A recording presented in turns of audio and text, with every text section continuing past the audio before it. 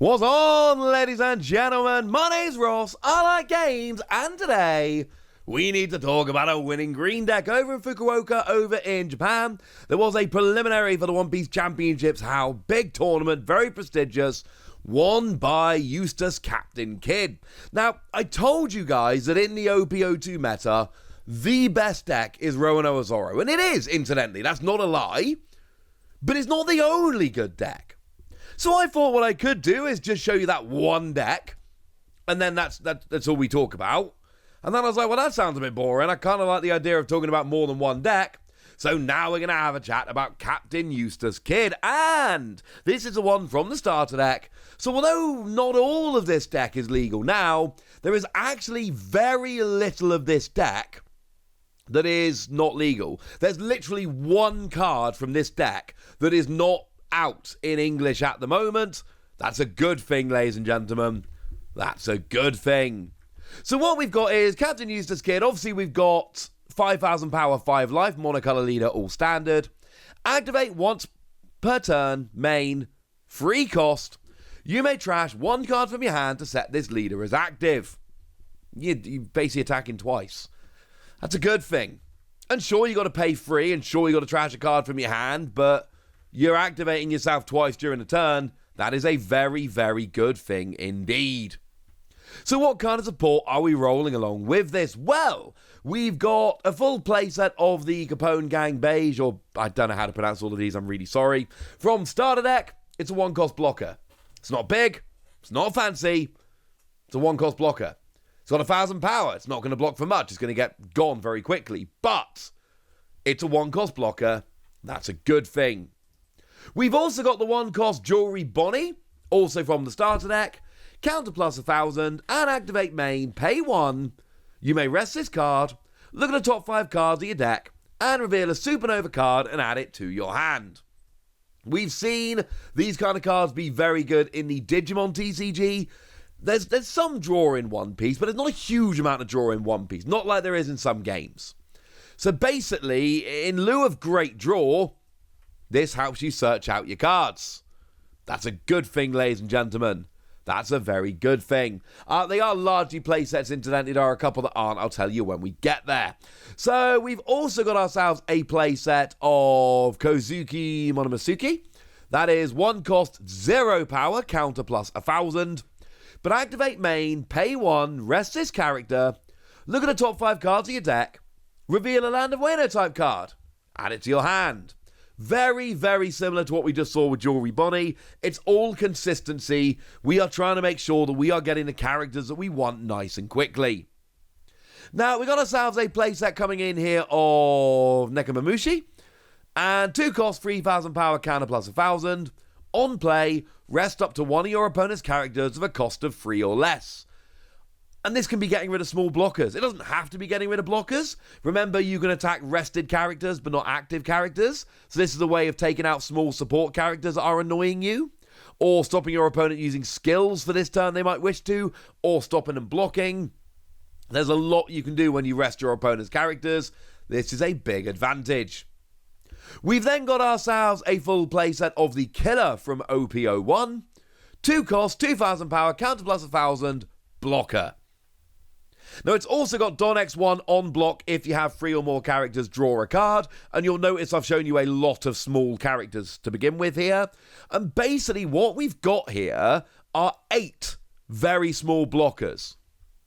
4 1-cost blockers, 4 2-cost blockers. Plus, this gives you a little bit of a draw engine, and like I've said, the draw in One Piece isn't great. This is drawing one card when you block and Killer goes away, because you've got 2,000 power. You ain't going to be blocking and surviving. Because seriously, no one should be attacking with less than 5,000 power. That's just silly. But it basically means when you block and get KO'd, you get to draw a card.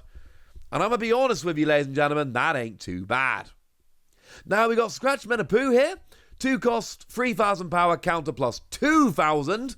We like counter plus 2,000. There aren't that many cards in the game at the moment that have it, and a lot of the time you're not playing them because you've got other cards you'd rather play instead for their skills. But when you can get the counter plus 2,000, that's good. And Don X1, when attacking, rest up to one of your opponent's Don cards. Remember, you can only use unrested Don to pay for stuff. So this is a way of kind of resting your opponent's Don to stop them playing event cards and things of that nature on their turn, which can be very annoying.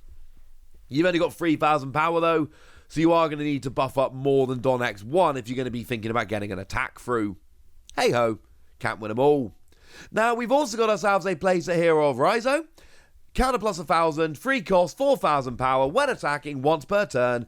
If you have 2 or more rested characters, draw a card.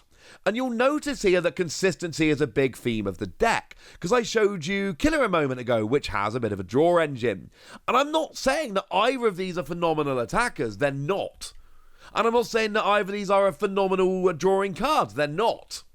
But it's still a bit of a draw engine, and then we remember we've got Jory Bonnie, who's pretty good at consistency. And we've got Kazuki, who's pretty good at consistency. And then we've got those low-cost blockers. And basically in the early game, we're blocking, drawing cards, and searching out our cards. So we're setting up better than our opponent while frustrating them with blockers. That sounds like a very nice thing indeed. Now we have ourselves a playset of Izzo here. Counter plus 2,000 again, free cost 3,000 power. And on play, rest up to one of your opponent's characters of a cost of 4 or less. Now remember, we're also resting characters here when we are playing Nekomamushi. And basically, we got some themes going on.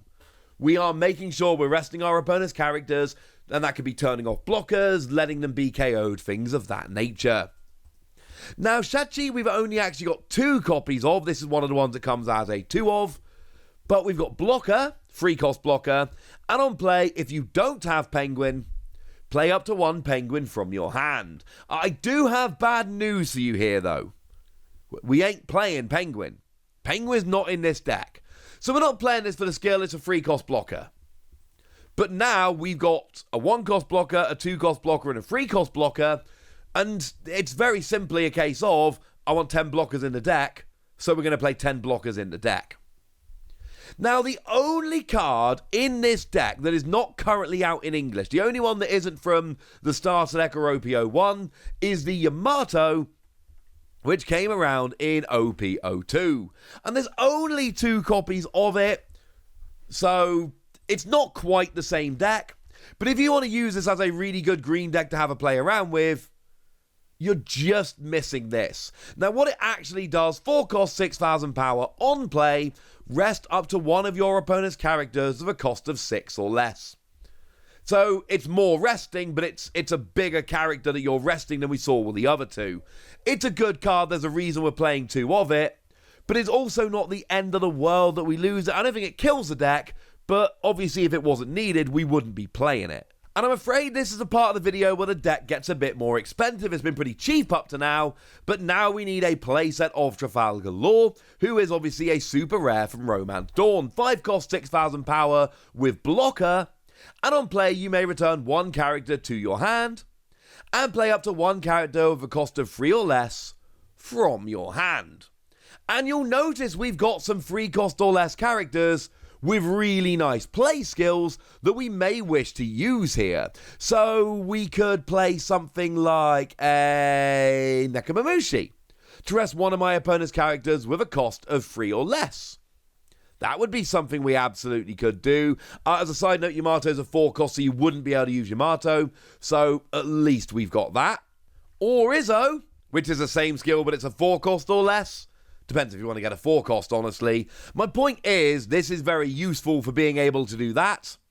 But it's also a blocker, which if you're keeping count, now takes us up to 14 blockers. This is clearly a deck which is saying, I've got some draw, I can rest some of your characters, I've got some search, but I've also got a boatload of blockers. So basically, I need to get a certain amount of attacks through. I need to get 6 attacks through to take out your 5 life and then win the game. And I've got so many blockers, I'm going to do that before you do. Because then we get to your big cards. I mean, One Piece decks, I'm sure you've noticed, generally tend to have a couple of late game enders, so to speak. Ones that are a little bit more, and Yamato certainly comes into that. Now, we've only got 5,000 power, 5 cost counter plus 1,000, but you got double attack. And that means that when you deal damage, you take 2 life rather than 1. It's not actually double attack, so to speak, 'cause you're only attacking once, but it's called double attack and it deals 2 damage. Now, the reason this is more of a late game thing is because you need this attack to get through because it's got double attack. So what you're often going to want to do here is pile Don on so that you can get your attack through, so that your opponent can't counter around it. What they are going to want to do is try and block it. But remember how I keep telling you this deck's got a bunch of cards that can rest your opponent's characters? Oh yeah. Rest them, power up Yamato, smash. Job's a good un, ladies and gentlemen. Job's a good un. And then we've got 4 copies of Kid, the super rare Kid from OP01. 8 cost, 8,000 power. No, it's not cheap. But Don X1 on your opponent's turn, if this character is rested, your opponent cannot attack any card other than the character Eustass Captain Kid. So your opponent can't attack your other characters and take them out. They've got to go after this dude. And it's got an activate main once per turn. You may rest this character to play a character of a cost of 3 or less from your hand. And I've just told you that basically the characters we've got here are ones that are going to rest our opponent's characters. I mean, you can also just play blockers, but you're either basically playing a blocker for free, or you're playing a card for free which has got a skill which is going to rest your opponent's character. Either way, you're good here, and I am loving this, ladies and gentlemen. I am loving this. Because you can see here as we get to the end game, we should have a bunch of blockers. We rest our opponent's blockers. We swing big with characters like Yamato and Kid, and job's a good un. Now, in terms of events, it is a little bit barren. All we've got is 4 copies of Punk Gibson. 2 cost, counter, up to one of your leader or characters gains 4,000 power for the turn. Then rest up to one of your opponent's characters of a cost of 4 or less. But you're playing this as a counter, so you're also going to be stopping your opponent attacking here with a 4 cost or less character. As a trigger, you rest one of your opponent's characters with no... There's no restriction here. So what that means is that if your opponent's got a big character they're looking to swing with, but first they swing with somebody else, hit this off the trigger,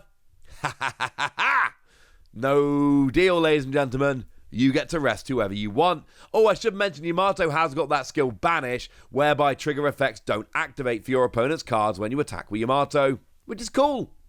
Is this as good as Red Rush? Probably not, on balance, judging by all the results we've seen so far. Is it a legit contender? Oh my goodness, yes. Is it a deck which is basically legal in our format at the moment because all we're missing is 2 Yamato from OP02? Yes. Yes, it is, ladies and gentlemen. But now I want to hear from you guys. I want to know what you think about this.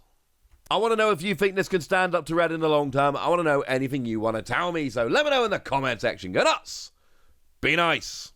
And then make sure you like this video, subscribe to this channel, follow me on Twitter at TheWasi. That's where we talk One Piece and a bunch of other card games. And please do consider checking out patreon.com/PTCG Radio, where you can support the channel, get some bonus podcasts, all kinds of fun things. But by far the most important thing as always, look after yourselves till next time, would ya?